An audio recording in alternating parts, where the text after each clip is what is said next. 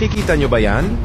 Inaksyonan na ng Korte Suprema ang inihain tungkol sa 2025 national budget. Akala nyo mawawala na lang ang issue na ito? Nope. Nakikita nyo naman siguro kung sino-sino ang pinpasagot ng Korte Suprema. Kaabang-abang kung sino ang unang tatambling sa isyong ito. Nakikita nyo ba yan?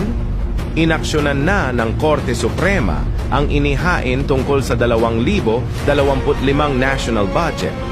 Akala nyo mawawala na lang ang issue na ito? Nope.